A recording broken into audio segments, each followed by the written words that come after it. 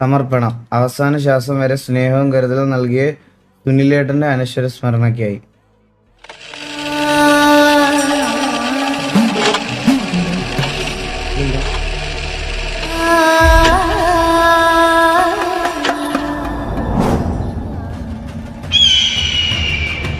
ഇത് ഓച്ചിറ പരബ്രഹ്മ ക്ഷേത്രത്തെക്കുറിച്ചുള്ള ഒരേടു മാത്രം.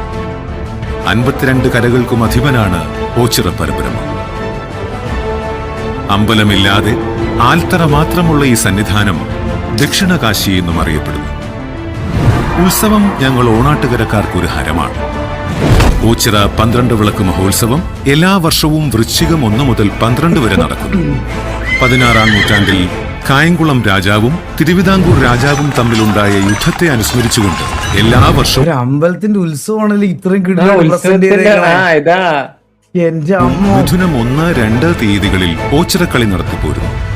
ഞങ്ങൾ ഓണാട്ടുകരക്കാർ ആവേശത്തോട് കാത്തിരിക്കുന്ന ഒരു ദിവസമുണ്ട്. ജാതി മതഭേദമന്യേ ഐക്യത്തോടും ഒത്തൊരുമയോടും ഞങ്ങൾ ആഘോഷമാക്കുന്ന ഞങ്ങളുടെ മാത്രം 28-ാം ഓണം.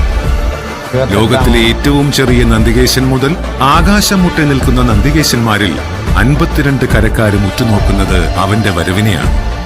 കാർമേഘത്തെയും ഭേദിച്ച് അവൻ വരും.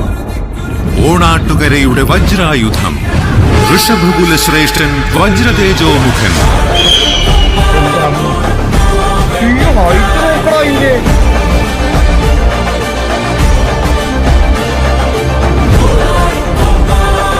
കണ്ണുകളിനി അവന്റെ വർണ്ണാഭമായ വരവിനായി കാത്തിരിക്കുന്നു.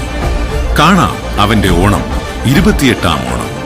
കഴിഞ്ഞ വട്ടം ഞാൻ ഇതിനെപ്പറ്റി പറഞ്ഞ് ഇതിന്റെ ഹൈറ്റ് ഇത് എവിടെയെങ്കിലും തട്ടുവില കഴിച്ച് ചോദിച്ചു, അതെവിടെ തട്ടി മറിഞ്ഞു വീണ് അതിന്റെ റിയാക്ഷൻ വീഡിയോക്കകത്ത് എന്നെ തള്ളക്കി വിളിച്ച് എന്തൊക്കെ പ്രശ്നങ്ങളാണ് നേരിട്ടെന്നറിയോ കഴിഞ്ഞ വർഷം.